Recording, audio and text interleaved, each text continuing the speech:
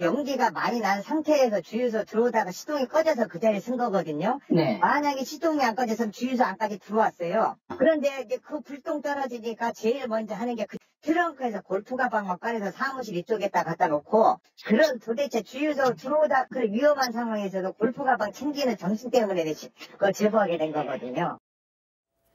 주유소 사장님의 제보입니다. 충남 논산에서 주유소를 운영하는 사장님이신데요.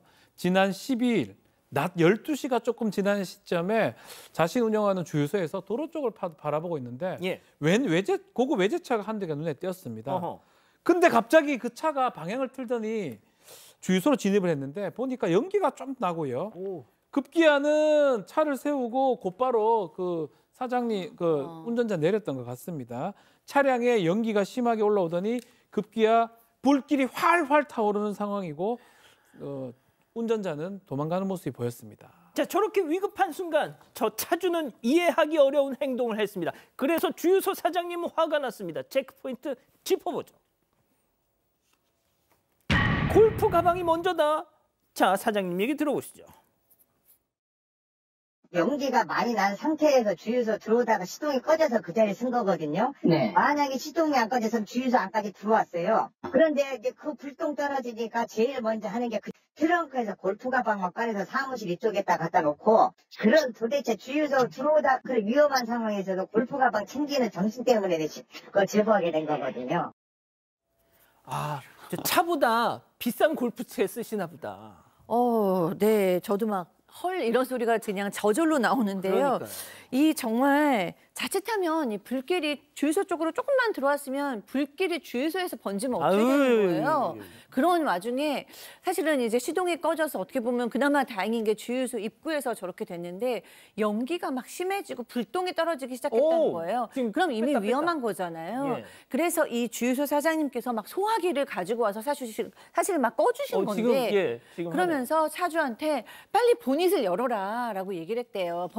보닛을 열어야 더 이제 불을 금방 끌 수가 있으니까요. 그런데 전화 통화를 하면서 들은 척도 안 했답니다. 그러더니 갑자기 트렁크를 열어가지고 저렇게 골프 가방만 꺼내갖고 골프 가방만 안전한 곳으로 이렇게 피신시켜놨다 그래야 되나요? 갖다 놓은 거예요. 그리고 이제 사장님은 위험을 무릅쓰고 소화기를 뿌리는데 정작 차주는 그런 거 신경도 쓰지 않고 저렇게 골프 가방과 함께 나몰라라 한 겁니다. 뭔가 이렇게 서로 이 주객이 좀 전도가 돼 있는 이분할 같습니다. 자, 그런데 사장님을 화나게 만든 차주의 행동 더 있었습니다. 제보자 얘기 들어보시죠. 그래서 내가 119 신고했냐고 물어봐서 아직 안 했다고 곧 할 거다라는 얘기만 들었지 그때까지도 안 하고 있었지요. 그때 불똥 떨어질 때 신고했으니까 최초 신고자도 우리 소방서에서 여직원으로 돼 있으니까요. 네, 119입니다. 저 여기 주유소에 차 한 대가 들어오는데 저 연기가 심하게 나거든요. 그래요? 네. 이게 본인 차인지 회사 차인지는 모르지만 불이 나서 그거 불에 신경 안 쓰고 골프 가방만 너무 신경 쓰고, 소방서가 제일 먼저 신고해야 되는 게 소방서잖아요. 아니, 신고도 안 했어요, 저 와중에? 신고 안 했고요. 최초 신고자는 사장님 말씀처럼 주유소 직원이었습니다. 당시 CCTV 영상을 보면 이 차주가 계속 누군가와 통화를 하는 모습이 담겨 있대요. 그런데 이게 119에 신고하는 통화가 아니었던 겁니다. 이 사장님이 주유소 입구에 세워진 차에서 연기가 났을 때 신고했냐고 차주한테 물었대요. 근데 당시 차주가 아직 안 했다, 곧 할 거다 이렇게 대답을 했다고 하는데요. 하지만 신고가 아니라 트렁크에서 골프 가방을 챙기는 일만 이어갔고 결국 119에 직원이 신고를 했고 다행히 차량만 전소되고 다른 곳에 불이 옮겨 붙지는 않았다고 합니다. 사장님, 당시 차주가 회사랑 통화를 하고 있었던 것 같다라고 주장을 하시는데요. 누구랑 통화를 한 건지 정확한 대상은 모르지만 119가 아니었던 건 확실하다고 합니다. 자, 양 변호사님, 저런 상황이면 우리가 이제 할 수 있는 합리적 의심, 저 골프 가방 안에 독일산 고급차보다 더 소중한 무언가가 있는 게 아닐까? 아니, 오죽하면 그런 생각을 할 정도로 황당한 상황이겠습니까? 사실 아시겠지만 주유소 근처에는 유증기, 그러니까 휘발유대에 있어서 공중에 떠 있기 때문에 근처에서는 절대로 담배도 안 피우는 게 상식이잖아요. 그럼요. 그런데 연기가 나는 자동차를 가지고 주유소로 들어오고 있다는 것부터가 너무 말도 안 되는 상황이었던 거고, 저 사장님은 그렇게 생각하세요. 저거 시동 안 꺼졌으면 안쪽까지 들어왔을 거라고. 그러면 정말로 폭발할 수도 있는 그런 상황이에요. 게다가 거기서 불이 붙어서 타고 있는데 119에 신고도 하지 않았어요.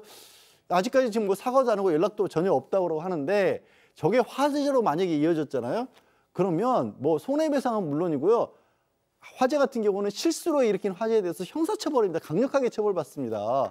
큰일 날 뻔했어요, 진짜. 그러니까요. 박 변호사님, 네. 박 변호사님도 골프에 대해서 조금 아시잖아요. 네.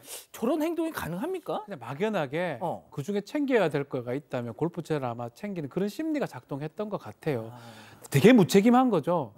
본인 생각에는 저기를 가면 꺼줄 것이다 생각했던 것도 있는 것 같고요.